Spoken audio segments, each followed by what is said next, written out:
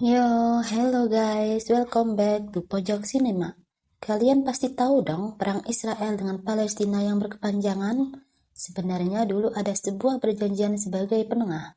Namun kenapa sampai sekarang perang masih berlanjut? Yuk simak filmnya. Berjudul Oslo yang dirilis tahun 2021.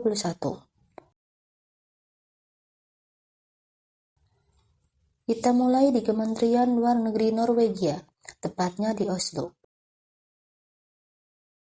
Petugas bernama Mona menelpon suaminya bernama Hansen atau Terje yang berada di Yerusalem. Dengan bantuan Mona, pertemuan tidak resmi antara suaminya dengan Wakil Menteri Luar Negeri Israel Yossi Beilin berlangsung. Mereka berdua membahas tentang konflik Palestina dan Israel yang tak kunjung usai, terutama dengan negosiasi yang mendapat jalan buntu. Terje memberi ide untuk negosiasi secara pribadi antara Yossi Beilin dan kepala PLO tanpa media, tanpa pemerintahan dan benar-benar tertutup. Karena menurut pendapat Terje, negosiasi formal dan kaku tidak akan menemukan titik terang di mana hanya pihak Israel, sedangkan pihak Palestina tidak hadir. Yossi Beilin menganggap ide Terje adalah ilegal, namun dia tetap setuju dengan mengirimkan wakil Israel non-pemerintah. Where you and the PLO can meet alone. It is illegal for an Israeli official to speak to the PLO, someone unofficial. This process I could oversee, the play side of it. Sedangkan Mona menemui Ahmed Kurie, seorang menteri keuangan PLO. Ahmed sedang gusar karena ia dilarang hadir dalam negosiasi antara Israel Palestina. Apa itu PLO? Palestine Liberation Organization adalah lembaga sah dari Palestina untuk menangani kemerdekaan Palestina. Mona memanfaatkan krisis keuangan yang melanda Palestina yang disebabkan oleh pemimpin Arafat mendukung Saddam Hussein yang membuat pemerintah Arab Saudi marah dan mengeluarkan 90.000 tenaga kerja asing Palestina di Arab. Mona hanya ingin Ahmed bertemu seorang utusan dari London dan pemerintah Norwegia akan membantu Palestina. Kementerian Luar Negeri Israel mengirim wakil mereka, seorang Profesor Yair Haspil dari Universitas Haifa Israel untuk bertemu PLO, sedangkan Ahmed merasa gugup karena pertama kalinya ia bertemu dengan orang Israel secara langsung. Pertemuan keduanya berlangsung canggung. Hello. Hello. London is very cold. Yes. Profesor Yair mengajak pertemuan kembali di Oslo dan pihak penengah akan menyediakan privasi secara penuh bagi Palestina maupun Israel. I'm told if we were to meet in Oslo, it would provide us solitude. Setelah pertemuan selesai, Mona dan Terje bertemu Jan Egeland, seorang sekretaris negara. Mona dan Terje membutuhkan mereka untuk menandatangani visa perwakilan dari Palestina dan Israel. Jan tidak setuju karena Norwegia bersikap netral. Selain pertemuan ilegal, juga masalah keselamatan wakil dari Palestina dan Israel.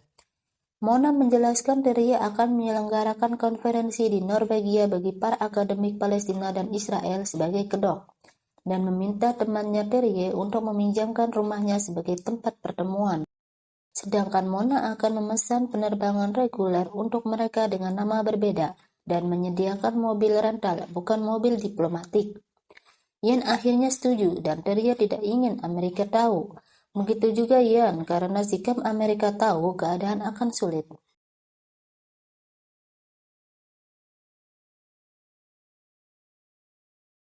Terje menjemput para wakil dari PLO menggunakan mobil rental tentunya. Mereka bertemu di rumah teman Terje. Ahmed Kurie ditemani Hasan Aswar, asisten sekaligus petugas pencatat PLO, dan dari Israel Yair Haspil dan Profesor Ron Pundak yang juga Profesor Universitas Haifa.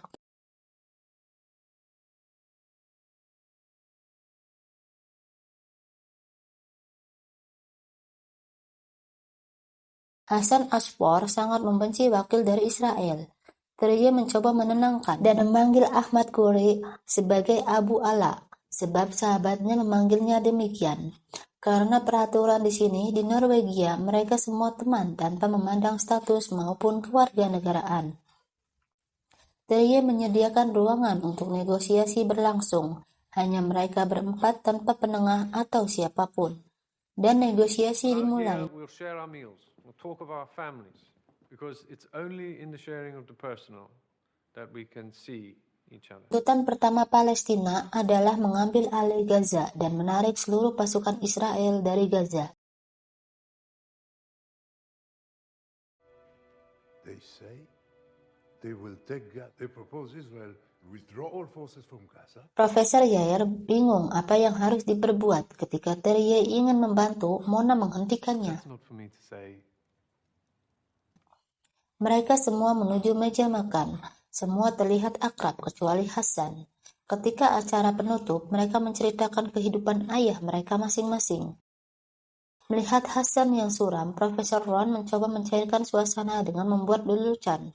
Tibalah Abu Ala membuat lelucon. Tanpa disengaja, Profesor Ron menyinggung Abu Ala yang membuat ketegangan terjadi.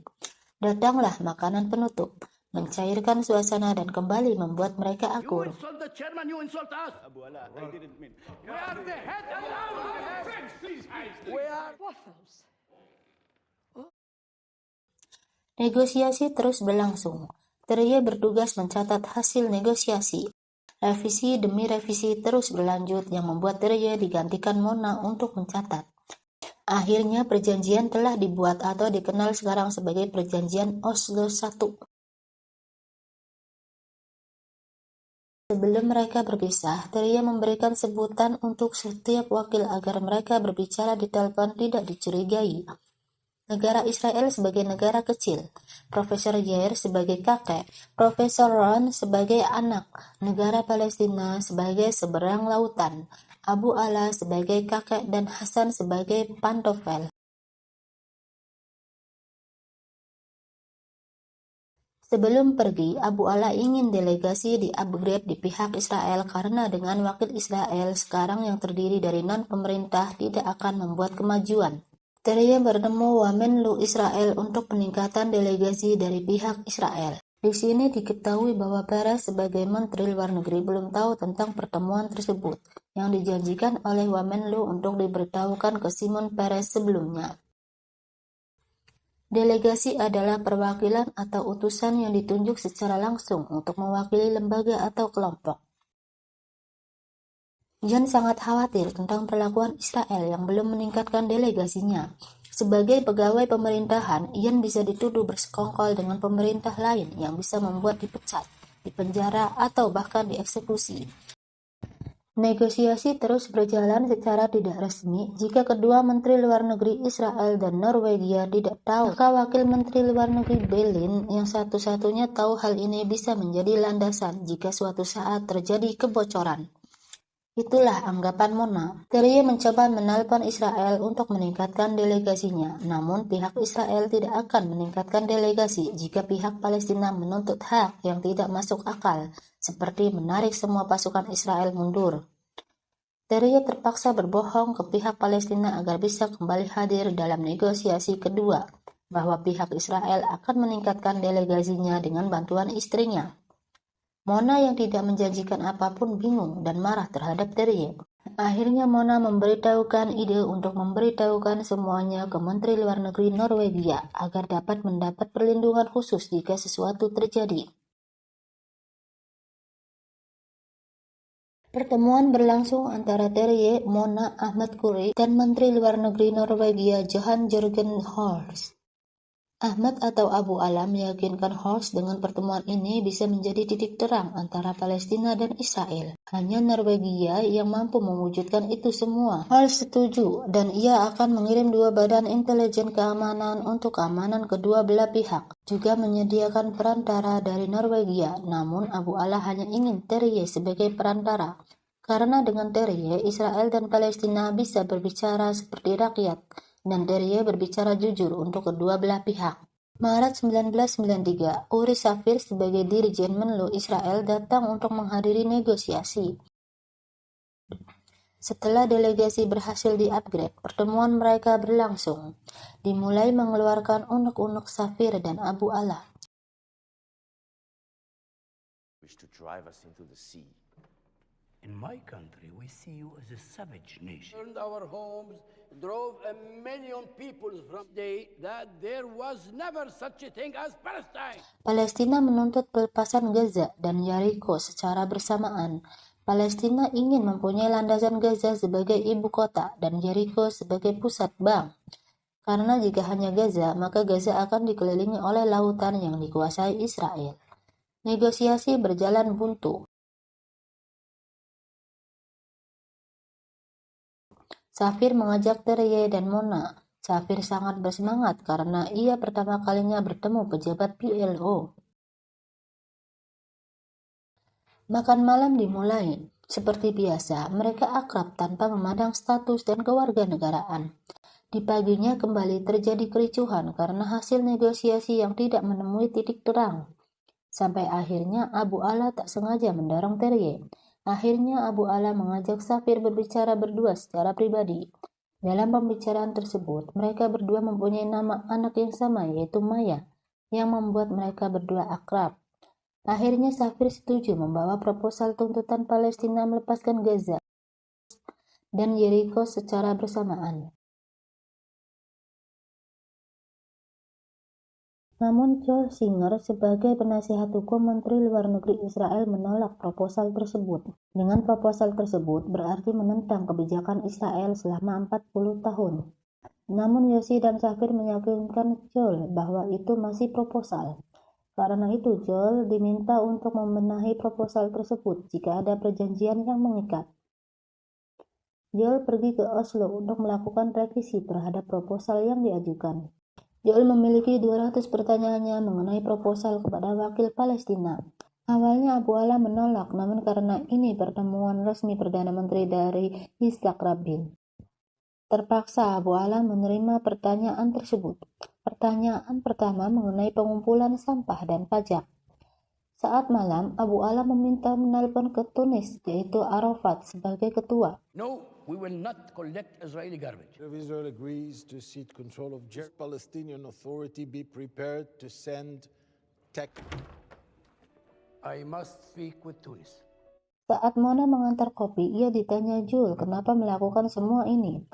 Mona menjawab saat ia dan Terye ke Gaza saat bertugas, ia melihat 2 orang pemuda.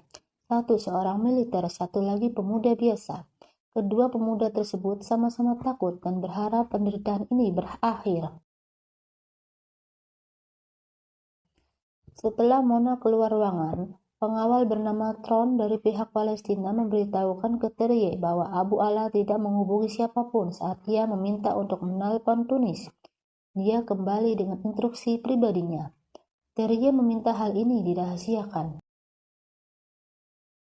Ketegangan terus terjadi saat sesi pertanyaan dan pertanyaan terakhir apakah Palestina mengakui keabsahan negara Israel.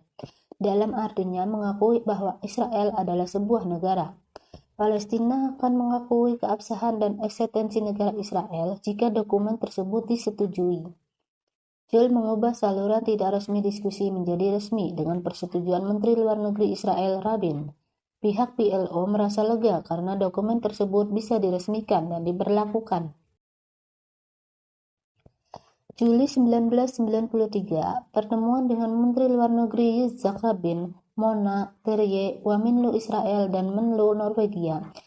Rabin mengizinkan PLO dan para pemimpinnya berada di Gaza dan jangan sampai Amerika tahu. Namun keesokannya, dokumen yang sebelumnya ditulis ulang oleh pihak Israel. Israel bersedia menyerahkan Jericho asal Palestina menerima semua keinginan Israel. Yair meminta Mona untuk mencegah hal ini terjadi. Saat Mona masuk ke ruangan, situasi sedang ribut antara PLO dan Israel. Tentu saja PLO tidak menerima dokumen tersebut. Mona mencoba mengajak kembali untuk berdiskusi. Listen to me, please. You have fought and killed each other for 50 years. No one else is coming to help you. You cannot afford to miss this moment. Akhirnya mereka kembali berdiskusi dimulai pasal 8. Kedua belah yang tadinya keras kepala kini mulai berkurang. Akhirnya mereka menemui kesepakatan.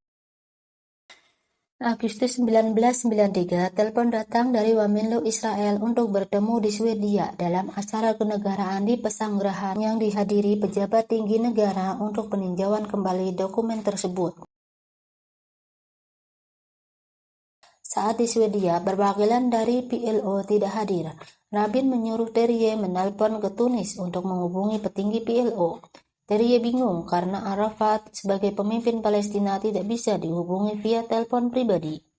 Mona mempunyai ide untuk menelpon setiap setelah cukup lama ia terhubung ke pantofel dengan Hill sebagai penengah, Terje dan Mona perantara.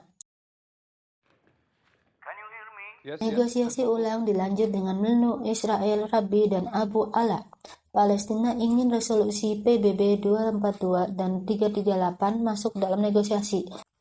Juga melepas kota Yerusalem dari Israel. Israel hanya menerima resolusi PBB 242 dan 338. Israel tetap pada pendiriannya, yaitu Yerusalem sebagai ibu kota Israel. Seharian penuh berlangsung dalam negosiasi, akhirnya mereka menemui titik tengah. Palestina menerima keabsahan negara Israel dan Israel akan membahas masa depan Yerusalem di negosiasi selanjutnya. Perjanjian final ini yang disebut Perjanjian Oslo II.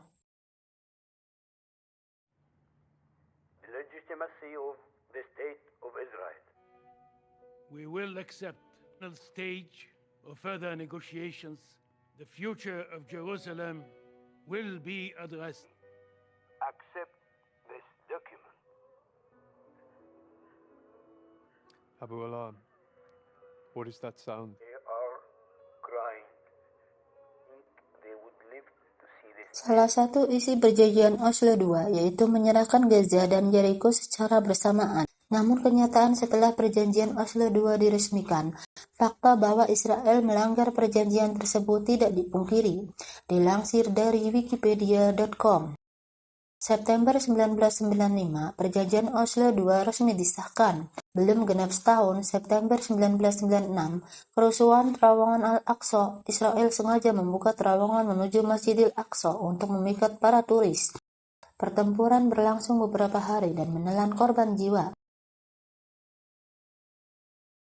Maret hingga April 2002, Israel membangun tembok pertahanan di tepi barat dan diiringi rangkaian serangan bunuh diri Palestina. Januari hingga Juli 2008, ketegangan meningkat di Gaza. Israel memutus suplai listrik dan gas. Presiden AS Donald Trump memerintahkan kedutaan besar Amerika di Israel dipindahkan ke Yerusalem. Tindakan ilegal menurut hukum internasional, kata Imad Harb, Direktur Penelitian di Arab Center Washington atau ICW. Serangan Israel semakin menjadi ke Gaza dimulai 26 Desember 2008. Israel melancarkan operasi Operat Yesuka yang dilanjutkan dengan serangan udara ke pusat-pusat operasi Hamas. Korban dari warga sipil berjatuhan. Mei 2010, Israel memblokade seluruh jalur bantuan menuju Palestina. 30 Mei 2010, tentara Israel menembaki kapal bantuan Mavi Marmara yang membawa ratusan relawan dan belasan ton bantuan untuk Palestina. Hingga sekarang, Gaza sudah diduduki militer Israel. Untuk info dan berita lengkap, link ada di deskripsi. Sekian dan terima kasih. Semoga tayangan dapat menghibur. See you to the next video.